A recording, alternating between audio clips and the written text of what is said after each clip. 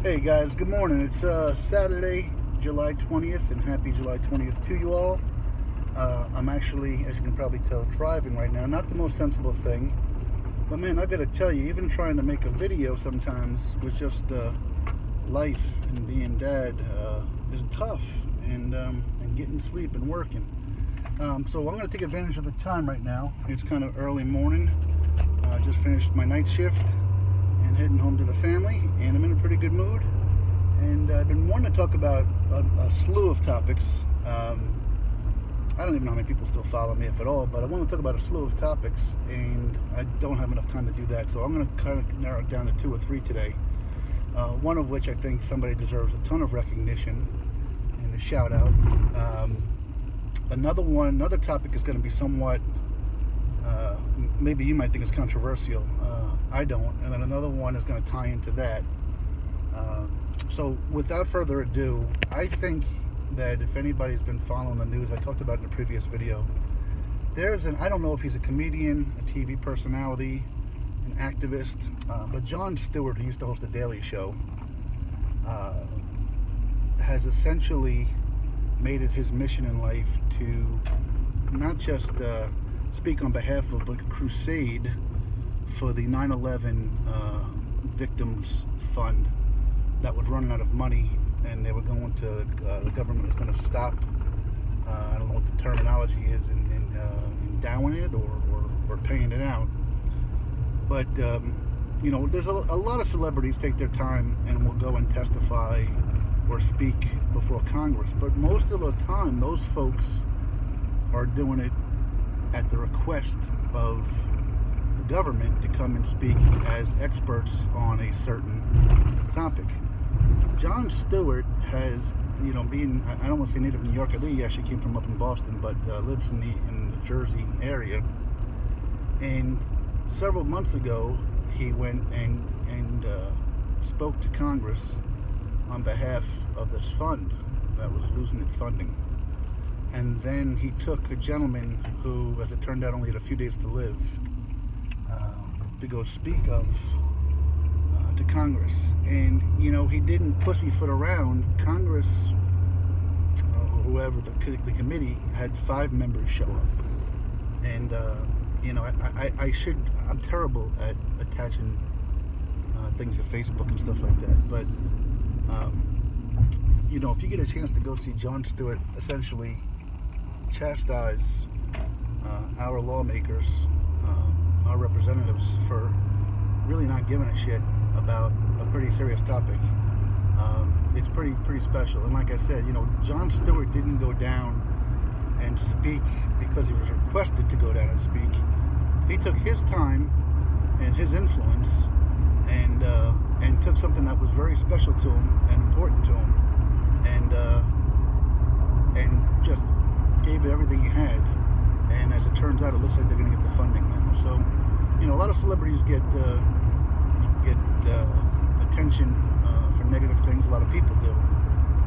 As I said, a lot of celebrities will do good things, but they'll do it based upon the request of their area of expertise. This guy took I can't imagine how the group of families and people that have been suffering feel about him and what he's done for them. So, kudos to you, Jon Stewart. I think it's pretty amazing what you did. And I love the fact that you didn't, you didn't tiptoe around the fact that these folks had a very apathetic view of this meeting. So, good for you.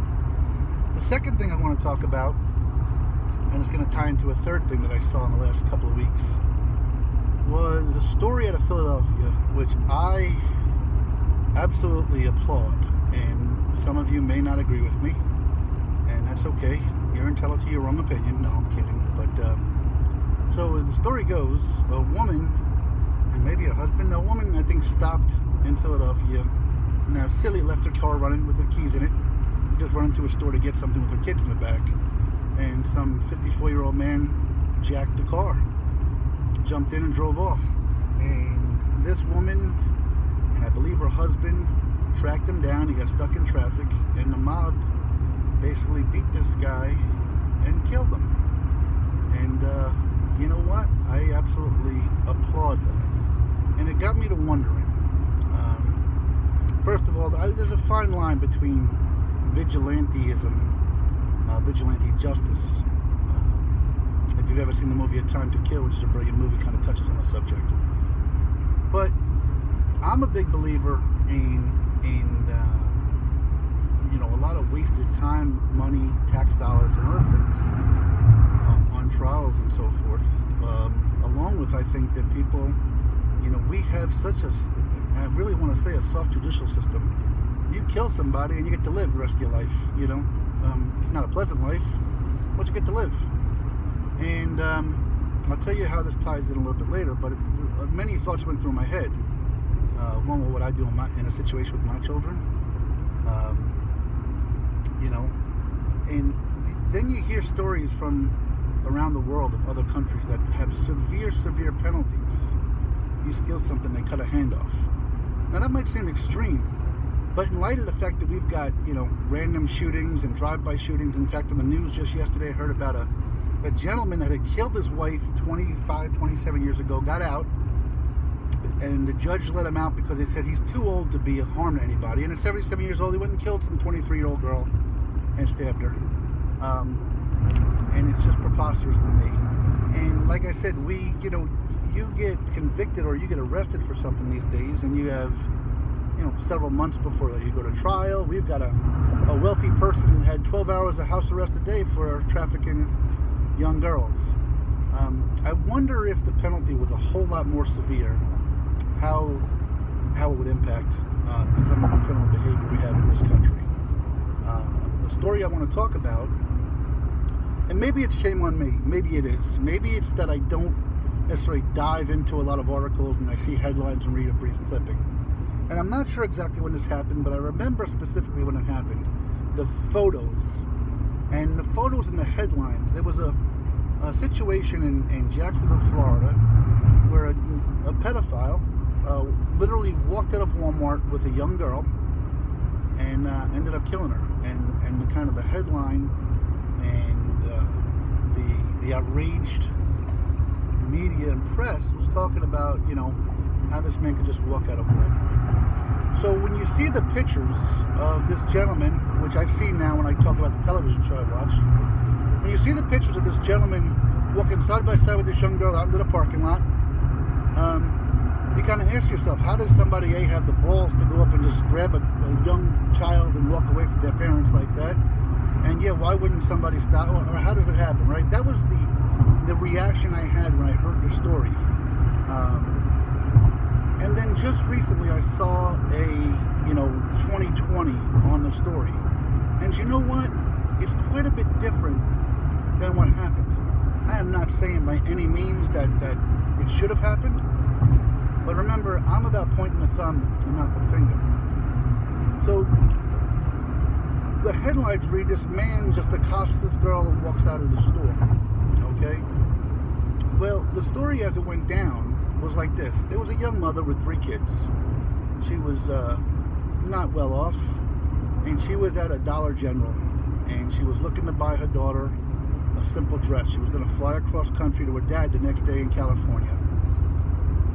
So, look, as a parent, I love the fact that she wanted to give her child whatever she could.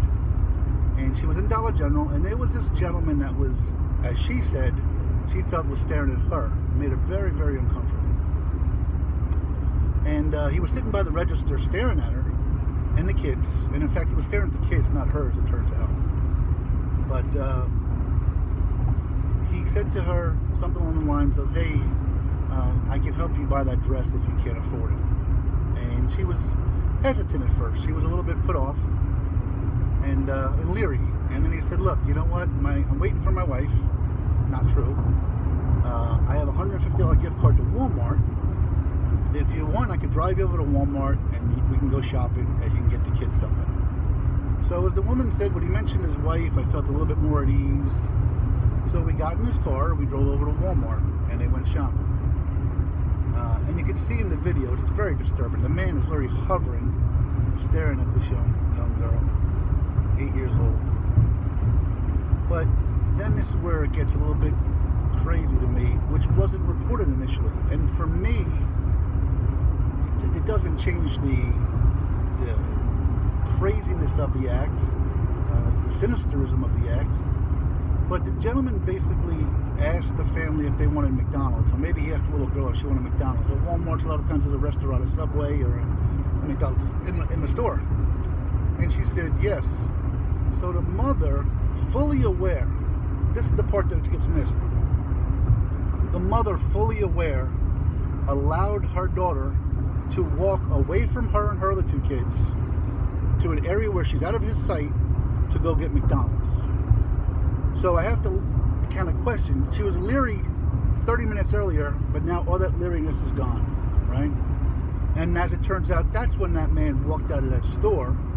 So in essence, he didn't walk out of the store with her permission, but he did walk away from he didn't just grab her and steal her.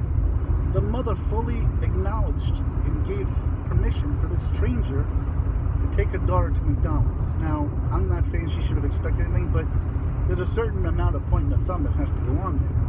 And in the television show, all she did, because he was a previous convicted sex offender, was talk about the system. I hate that we kind of blame our system for everything. I don't even like our system in some ways, which goes back to my first point about the vigilante justice. So again, I'm not trying to minimize the tragedy that took place. I'm not trying to say the mother is to blame. But there is a certain amount of truth to the fact that that little girl would not be dead if a mother simply said, no, you can go buy the McDonald's and bring it back if you really want to be that charitable. Okay? So that really, really got to me. And then it ties back into the vigilante justice portion of it. They talked to the parents of the victim, of the original victim of this gentleman. And again, you know, there are other parts of the world where people treat minor crimes very severely. But you know what? Very low crime rate in those areas. So imagine for a moment that my proposal, my proposition is that when we have somebody that is convicted of a crime against another human being, okay, not theft or arson or larceny or whatever, but a crime against another person. What if we just, let's say, put that defendant in a room with the friends and family of the victim? And then if in 24 hours, you know, the trial can be had if and when, you know, he survives or she survives that trial. I guarantee you, there'd be a few less trials, and there'd be a few people thinking differently about some of their actions. As I said, right now we've got this crazy guy, Epstein, that's wealthier than wealthy, and got a plea deal to spend 12 hours a day in a halfway house for sex trafficking and pedophilia. It's absurd. So that was kind of the three things I want to talk about. Jon Stewart, amazing, brilliant. Couldn't admire you more for what you did. You know, this vigilante justice in Philadelphia, I honestly have no problem with it. In fact, I think in certain circumstances it would be wonderful if somebody commits an act of crime against a child or somebody else, that before they go in front of a court and waste our court's time and our jail time, they spend a day in a large room with the family members of the victim and friends. And I wonder how many times we would have a trial after that. And then, like I said, for this woman, or not, let me not say the woman. Let me not blame the mother, but maybe let me blame myself for the way I read the headlines. And it made it seem like this guy kind of just scooped this girl up and just walked out casually out of the store without anybody noticing. When in fact, you know, he had kind of gotten permission to not leave the store but leave the area. So, got 30 seconds left. Let me tell you this: if you met me on my journey, I often ask people a question, which is, what's your favorite movie of all time? And if you asked me, my answer would have been, for many, many years, The Lion King, Hakuna Matata. Brilliant movie. Well, the remake is out, and my family and I are going to see it today. I know I'm a traditionalist that might like the animated. But anyway, Hakuna Matata. Can't wait to see The Lion King with my kids today. Have a great day, folks. Point the thumb, not the finger.